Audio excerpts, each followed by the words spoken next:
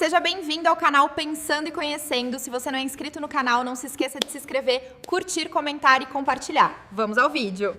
E aí, já parou para pensar que o segredo de uma redação perfeita pode não estar nas palavras, mas, quem sabe, nos tijolos? A ideia é exatamente essa: encarar o papel não como um simples depósito de palavras, mas como a construção de um edifício. Uma perspectiva que, olha, muda tudo na hora de encarar uma folha em branco. Sejam muito bem-vindos! Hoje a gente vai mergulhar no Guia do Arquiteto para a Redação Perfeita. É isso mesmo! Vamos seguir um passo a passo para construir textos que não só comunicam, mas que se erguem, com solidez, estrutura e, claro, muita elegância. Preparados para colocar o capacete? Então, olha só qual que vai ser o nosso plano de obra. Primeiro, a gente entende a redação como um edifício. Depois, partimos para a planta baixa, que é o planejamento.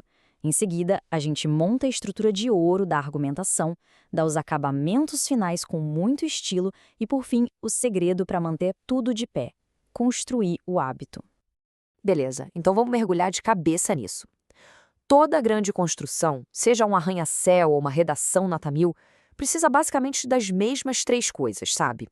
Uma base sólida, que é o nosso planejamento, uma estrutura firme, que vai ser a argumentação, e um acabamento refinado, a revisão. Essa é a fundação do nosso método.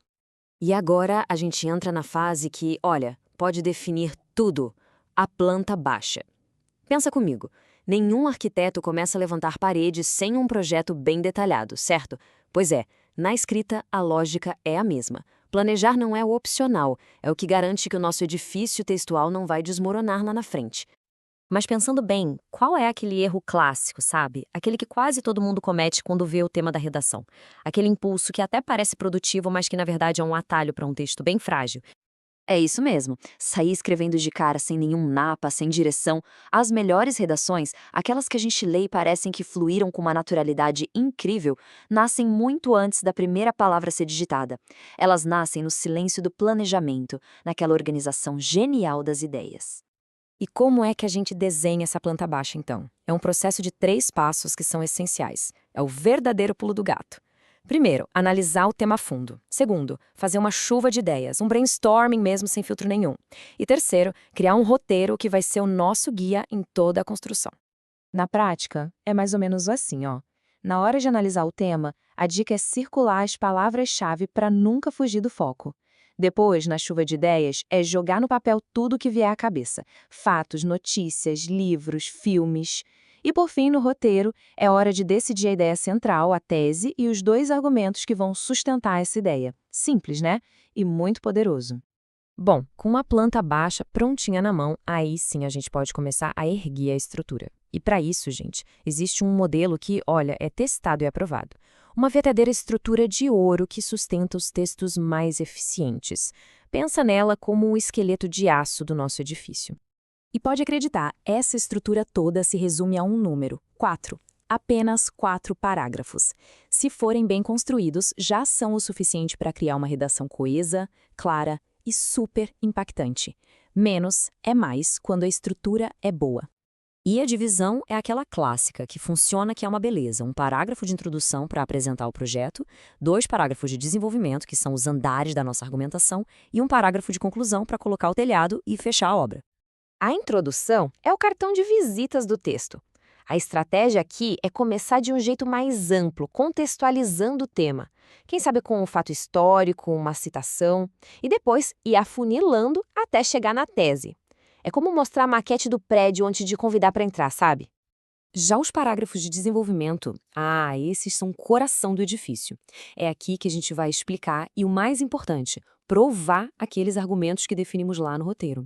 Cada argumento precisa de evidências, como dados, exemplos concretos, teorias, qualquer coisa que dê peso e credibilidade.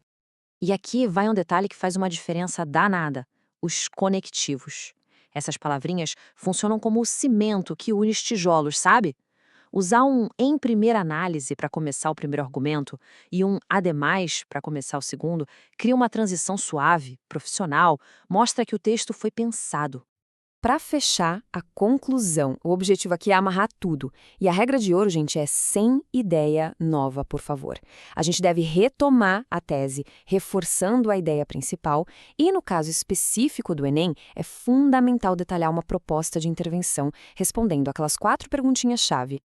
Bom, com o prédio de pé, chega a hora de dar aquele tapa final, sabe? A parte que transforma uma construção bruta num lugar admirável. Os acabamentos. No texto, isso significa estilo e revisão. São os detalhes que trazem elegância e clareza. Para ter um estilo elegante, a grande dica é a simplicidade. Frase direta, sujeito, verbo, complemento. Funciona muito melhor, é mais fácil de entender. Também é crucial fugir de clichê e procurar sinônimos para não ficar repetindo palavras. Isso mostra repertório, cuidado com o texto.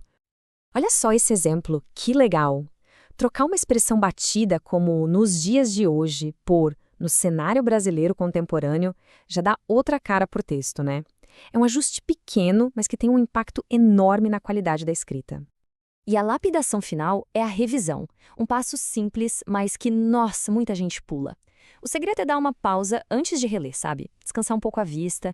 Assim os olhos conseguem encontrar o que antes passava batido, repetições, erros de português e, o mais importante, a falta de clareza. E para saber se o texto está claro de verdade, tem uma pergunta matadora. É se perguntar isso aí. Se eu não soubesse nada sobre esse tema, eu entenderia o que eu escrevi? Se a resposta for não, é hora de voltar e simplificar. Uma boa escrita é, antes de tudo, uma escrita clara. E com isso, a gente chega na última etapa da nossa obra. Um prédio não se ergue do dia para a noite. E uma escrita excelente também não. É preciso construir o hábito, sabe? Praticar sempre para fortalecer os alicerces. É só pensar o seguinte, a escrita é como um músculo. Quanto mais a gente exercita, mais forte e eficiente ela fica. Não tem talento que substitua a prática constante, a prática deliberada. Então, a grande sacada, no fim das contas, é essa: a excelência vem com o processo.